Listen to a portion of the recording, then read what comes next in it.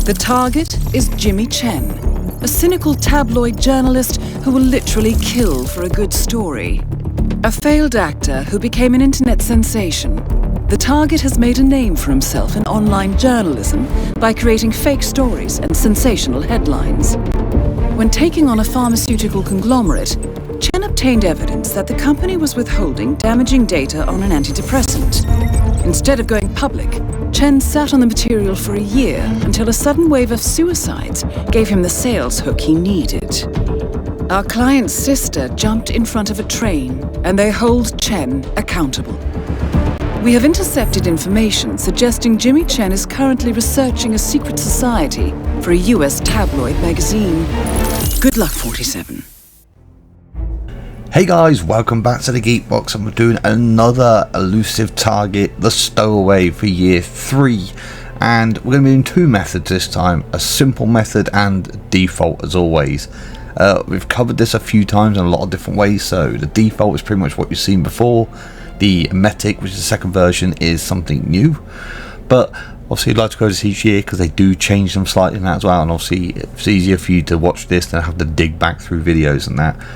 So we're going to have some accident kills on the plate today. Also the Isle of Sgal.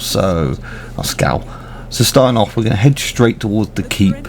First thing we're going to do is take out a guard in a really well hidden place, and we're going to grab his disguise as well. Also eliminating Jimmy Chen, and this is a two-part, so you've got to retrieve the dictaphone, but the dictaphone is on his person. So if you head into this corner, basically if you want a quick way, chuck a coin in the corner and then grab the brick ready to knock him out. You don't have to do it the quick way really, you can actually just grab the brick and then just take a second to the coin, because you'll see a bit in the video I do kind of get to my next point a little early, because well, once you get used to doing these, after a while you kind of end up streamlining yourself a bit, but at least you know it's a good guide. So anyway, from here use the brick, knock him out, don't worry about the body, nobody looks here. Then grab his disguise and head up the drain pipe. Obviously in the video it's a bit hard to see at times in this, it's a very dark level. But if we get to the top, we're also now going to take the cameras out nice and early, that way you just haven't got to worry about them. Just taking out your pistol here, wait till the guard's out of sight, just peek out slightly and clip the machine. There you go. As the camera's gone, so you haven't got to worry about them now. She can roam free in the area where you're going to take out your target.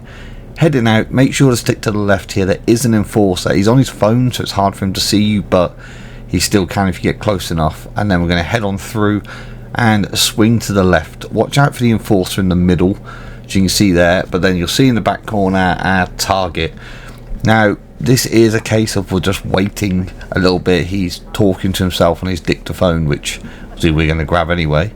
So after this you'll see him head along the back wall. Eventually he'll make his way around until he's looking at that gramophone, which you'll take a photo of, and Diana will give you the knock to let you know that then it's time to say something to him. So we'll skippy in a bit, and then we'll see as he makes his way down, he'll do his little bit where he stands next to it. That's why we're speeding it up, because this takes a good few moments, and then eventually he will take a photograph of the gramophone. Now the whole part of this beginning bit is that he'll take the photo, and when you confront him in a moment, it will then prompt him to go off. I mean, you can follow him like Diana says, but it's actually quite difficult to follow him in some areas because of costume changes, etc., and spooking him. Whereas this method is based on he's going to go off and change his disguise into an ARC member. We're going to go upstairs and set an Emetic trap for him.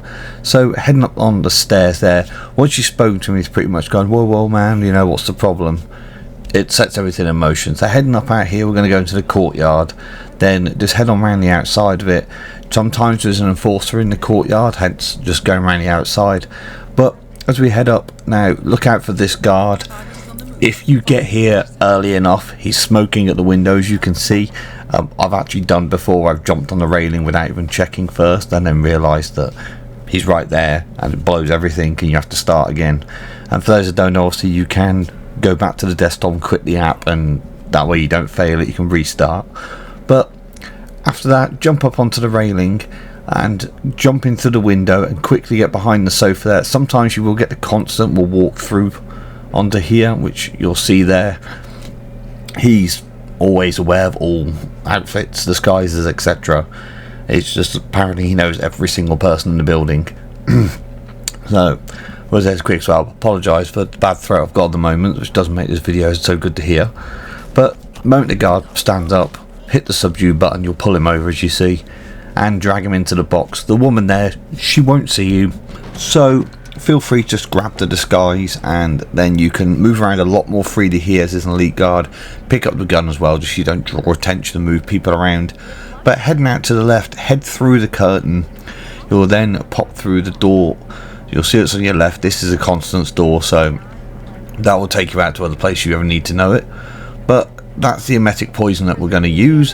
Head back into the room, head across where we see the guard, and then this will take us to the outside and the breaker switch. So if we hit that breaker switch, it will get the waiter's attention. Now, switch it straight back off when you can, just because A, it takes them forever for a start, and B, you don't want to do that thing where it accidentally continues and it then attracts the other waitress out here, because there's nowhere to hide the body. You're just going to leave the body out here, just dragged off to one side. So now when the waiter comes out, we'll see here, close the door and we can just take him out. Now obviously this will then let us do the disguise of not only poisoning the food, but this is one of those occasions where you can direct who eats the food, as Jimmy Chen is making his way currently up the stairs as an ARC member. It really doesn't take him long to turn up. If you're a little slower and he's already got there, you'll recognise him. He'll be talking to these three people in the middle and he makes himself blatantly obvious who he is. But if you do get here on time, you'll see him come in from the right. His haircut gives him away every single time, so just poison the food, the entrees, what you want to call them, that they've got there, and then we can wait. As I said, I'll wait just a handful of moments literally for him to turn up. I don't really need to even skip forward for it, but there he is. So you'll notice by the clean haircut, it's the dead giveaway of him each time.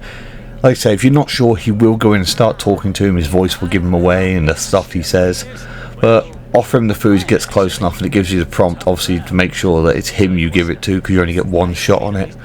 And then he'll eat the food, and of course we all know the drill from here. Once they've eaten some emetic food, which, you know, he eats in a really strange way to me, but he'll go back to his conversation and then it kicks in, which I actually kind of liked, in the fact that actually gives a bit more realism. The fact it takes a few seconds for it to actually start doing something.